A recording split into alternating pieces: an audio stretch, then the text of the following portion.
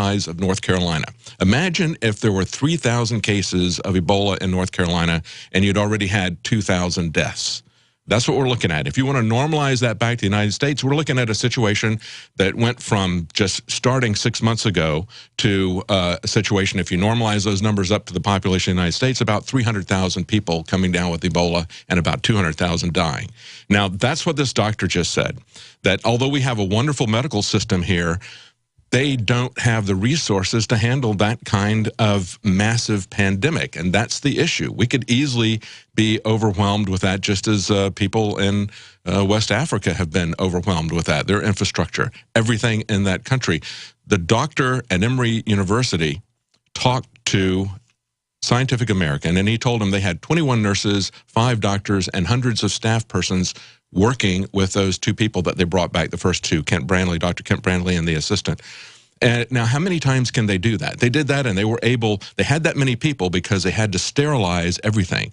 They got in industrial autoclaves to burn and sterilize everything they came in contact with. So they had a massive amount of staff for just those 2 people. What happens to our medical capacity when that number expands exponentially? Already today, we saw just yesterday, they were saying they're isolating 12 to 18 people. Then we see this morning it was 80. Now Reuters is reporting 100 people have come in contact. Now, they're not isolating these people yet. They've only isolated 4 people.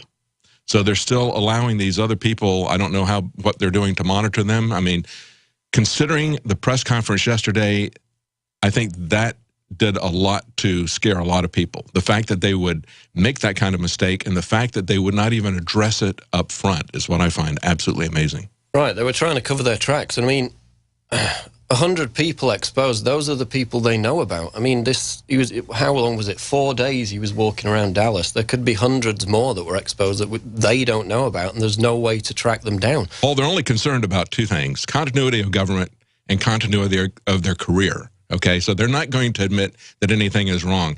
When I started in engineering, I was working with quality control. If we had something that went wrong, the first thing we had to do to a customer was to explain to them what the procedures were that we screwed up and how those were going to be changed so that wouldn't happen again. We didn't hear that from Rick Perry. We didn't hear that from the Texas officials or the CDC. We just heard, don't worry, we're experts. We've been working on this for years. We know what we're doing, and we've got a great system here in America. I mean, America, go.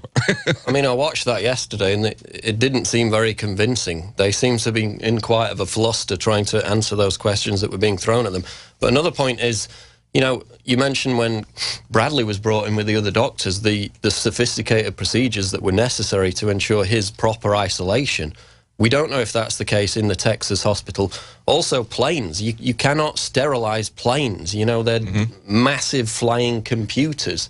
There were experts on CNN today saying that it's just not possible to sterilize planes. So Ebola victims could have been on planes, they could be reused for subsequent journeys, and other people could become infected. So all kinds of possibilities here. Then we have a seeming cover-up to some extent, or just trying to dampen hysteria on this potential for the airborne transmission of Ebola. Again, a story out of Infowars.com yesterday, Canadian Health Agency deletes info on airborne spread of Ebola. And they had it in their original mode of transmission directives on their official website, the Public Health Agency of Canada. Quote, airborne spread of Ebola among humans is strongly suspected. Later, that was amended to read airborne transmission has not been demonstrated between non-human primates. And again, the UN chief, the head of the Ebola team for the United Nations, came out today and said that there's a nightmare prospect that the virus could mutate and become airborne if it's not quickly brought under control. So, of course, current understanding is that it's not airborne, but his point is if we allow it to circulate, if we don't nip it in the bud now, then it could mutate as it spreads amongst the population, and that could cause it to go airborne. Again, that's not Infowars saying that. It's not Alex Jones saying that. It's the head of the UN Ebola team saying that, David Knight. Yeah, it's pretty amazing. And I got to say, when I read the account last night of the patient who came here and what he was doing before he came here, it was pretty clear that it's not being communicated to the people of Liberia what they need to do to protect themselves from the spread of the disease. And the problem is it's not being communicated to people of America either. We'll be back on the Alex Jones Show with David Knight taking some of your calls. Stay tuned. Breaking news, Infowars.com. We'll be right back. Don't go away. Silver has always been nature's very own antibiotic, and only one system allows you to generate an endless supply of natural silver solutions. Silverlungs.com. You'll find no wild claims or pseudoscience, just a lifetime of nano-sized pure silver solutions. The Silver Lungs generator allows you to make your own, so stop paying for silver solutions. The unique lung delivery system targets respiratory infections where other silver solutions simply cannot reach. See the Silver Lungs generator and lung delivery system at silverlungs.com. That's silverlungs.com. Are you happy doing your laundry with perfume detergents that irritate your skin? Are you happy washing your hands with stinking fragrances that gives your skin rashes? Are you happy paying new, higher prices for smaller boxes? Find your happiness today with our 1 to 4 year supply of pure soaps, or our 1 to 2 month sampler with bar soap, shampoo, laundry, and dish soap at 5starsoap.com. You deserve the best. Happiness is 5starsoap.com. What good is a Big Berkey water filter? We get that question a lot here at BigBerkeyWaterFilters.com. And in a word, the answer is protection. Protection from water main breaks, E. coli contamination, environmental chemical spills, pesticide runoff, chlorine taste and smell, and all forms of fluoride. Plus, Big Berkey water filters are the original gravity water filter system and most trusted on the market for a reason. Tested by multiple independent NSF EPA certified labs, they are the gold standard in water purification. At only 1.7 cents a gallon, a single set of filters can last for 5 to 10 years. That means big savings. Big Berkey, the one that's powerful enough to purify stagnant pond water. Get a Big Berkey today at BigBerkeyWaterFilters.com. GCN listeners receive 5% off all ceramic filter systems. Visit our website or call 1-877-99-BERKEY. That's 877-99-BERKEY. Big Berkey Water Filters, for the love of clean water. Hi folks, Alex Jones here with some important information. I want to tell you about Matt Redhawk and his team of patriots over at My Patriot Supply. Several years ago, Matt was sitting in his 2-bedroom apartment, frustrated with the direction this country was headed and the charlatans willing to sell us out for a quick buck. Deciding to take action, a company run by patriots for patriots was born. My Patriot Supply has never taken a loan or accepted outside funding. They now operate 2 distribution facilities and employ over 50 hardworking American men and women. It is rare to find companies who practice what they preach. And that's why I stock my pantry with high-quality storable foods from My Patriot Supply. Go to mypatriotsupply.com/Alex today for special offers on emergency food storage, or call their preparedness specialist at 866-229-0927. That's 866-229-0927. Do business with someone who shares your values. mypatriotsupply.com/Alex. Are you ready to surrender your right to buy body armor? No joke. Congress is now trying to outlaw civilian body armor. And if House Bill H.R. 5344 becomes law, you can kiss your right to protect yourself against rifle bullets goodbye. Don't put off your body armor purchase any longer. Go now to InfidelBodyArmor.com. Thousands of military veterans trust their lives to Infidel Body Armor. You should too. Spelled INFIDEL. Infidel Body Armor. Just won't quit. Digestive health is key to wellness, and Pro-EM1 is the key to digestive health. Pro-EM1 is a daily liquid probiotic that improves food absorption and supports weight loss by removing toxins from your system. Recommended by doctors, Pro-EM1 is 100% natural, organic, non-GMO, wheat, soy, gluten, and dairy-free. Call us today at 888-611-8025 or visit ProEM1.com to save over $25 on your order. That's 888-611-8025 or PROEM1.com.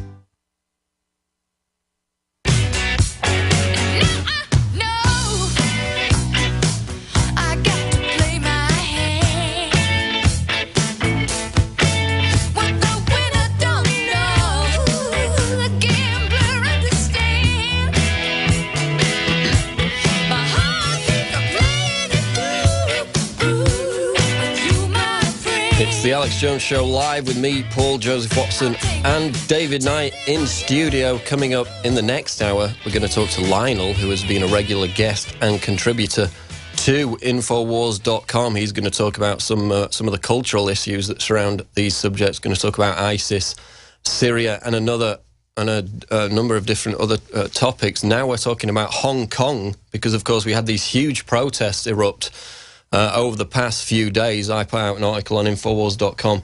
Hong Kong politician fears mini Tiananmen in response to unrest. And this was a politician who was actually against the protesters. She blamed the political party that she was in opposition to for stirring up these protesters. So this invocation of a potential new Tiananmen Square in terms of a Beijing military crackdown on these demonstrators could be seen as more of a threat than anything. But she basically said that they should respect authority. They shouldn't be carrying out these protests against the Chinese government, because this started back in August, I believe it was, where China put out this advisory where they said that they now see Hong Kong as basically their own fiefdom after the special administrative region was handed to them by the British back in 1997, under the understanding that Hong Kong would retain its political freedoms, its electoral freedoms, until at least 2047. So now China comes in and says, we have the right to choose your political candidates before you can vote on them. Understandably, that has caused a massive revolt in Hong Kong. Now we've got huge protests, tear gas, some police brutality attempting to disperse those demonstrators. And David Knight, more on this in terms of the identity of the protest movement involved in this. Yeah, Paul, so much for the promises of communists, okay? They said they were going to give them 50 years, and already they're cracking down here. But it's starting to reach ahead again. They have Hong Kong protesters. They tried to get them to stand down. Even some of the leaders were telling them to stand down, and yet the people stepped up their demonstrations. They occupied offices. Now we have reports out of The Guardian today that police have been seen carrying rubber bullets and other kit into compound housing offices of the chief executive that they are occupying. They said pictures that are widely shared on social media are showing police carrying long boxes, a barrel that is labeled round 38mm rubber baton, multi another with a 1.5-inch CS on it, possibly a reference to CS gas. So it looks like they're going to start getting rough. You know, you carried that article on Monday about the official talking about they didn't want to see Tiananmen Square coming. And I had just seen a picture before I saw your article of a small woman, very small woman in a red dress, barefoot, right in the face of half a dozen guys just armed to the teeth and in full riot gear that were towering over her, about a foot taller than she was. I looked at that and I said, that is the Hong Kong version of Tiananmen Square. That is the resolution of these people. But there's something else behind this. There's the Wall Street Journal article that came out today that essentially looked at the Christian influence of this. It said the Hong Kong democracy protests carry a Christian mission for some. Now, Christians understand where this is going. This is not simply a political issue. It impinges on every freedom. And of course, we all know how severely the Chinese government has persecuted Christians. When I was in mainland China and we took a train from mainland China to Hong Kong, we could tell that we were out of mainland China and approaching Hong Kong because we started seeing crosses. You don't see that in mainland China. So they know where this is headed, and just like the Black Regiment that was part of the American Revolution here, and that was the clergy who got up in front of the independence movement, in front of the religious movement. It's one of the reasons why free speech and freedom of religion is our very first amendment, recognizing our God-given freedoms. They understood that. That's why the American clergy was up front. And the same thing is essentially happening in Hong Kong. Unfortunately, here in America, most of the people in the churches will take the position of that lady saying, obey your government. Just sit down and shut up, obey your government. They don't see where this is headed, even into Christian persecution. And so what they're saying is that Hong Kong churches are playing a very quiet but important role in the city's protests, offering food and shelter to demonstrators, with some organizers and supporters citing Christian values as the inspiration for their fight.